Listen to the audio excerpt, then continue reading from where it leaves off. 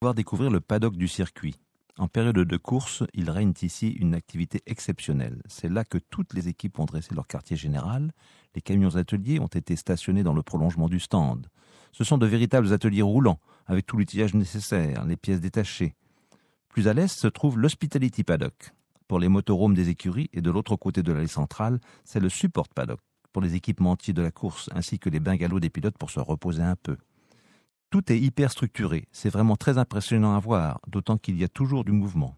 Ce bâtiment présente 56 stands, autant que de voitures admises sur la grille de départ. Chaque stand offre une surface moyenne de 75 mètres carrés. L'on dit que dans les courses d'endurance, la clé de la victoire se trouve essentiellement ici, dans la gestion des arrêts au stand, qui doivent être les plus courts et les plus efficaces possibles. À ce propos, combien y a-t-il de personnes dans une équipe ? En fait, l'effectif varie d'une équipe à l'autre, mais un constructeur comme Peugeot avait en 2008 mobilisé autour de ses 3 voitures 122 personnes, dont 65 dédiées à la technique. Surmonté de 2 niveaux, dont une grande partie abrite la grande salle de presse du circuit, grande car étalée sur 1300 mètres carrés. Mais il faut au moins cela pour accueillir les plus de 2300 journalistes accrédités pour plus de 730 titres de presse de plus de 40 pays. Qui dit média dit bien sûr télévision. C'est un circuit d'un peu plus de 13,5 km de longueur. Il faut positionner plus de 30 caméras fixes, auxquelles s'ajoutent les caméras HF dans les stands et bien sûr les caméras embarquées à bord des voitures.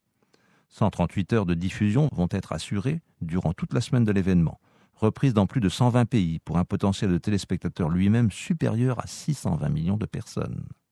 Now you're going to discover the circuit paddock. During the race, this place is a hive of activity. Here the teams set up their headquarters. Trucks, which have been transformed into workshops, are parked in the pit extension.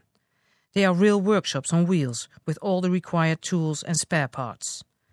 Everything is really structured. It's truly impressive to see, all the more so as there is non-stop movement. This building has 56 pits, which is the equivalent of the number of cars admitted on the starting grid.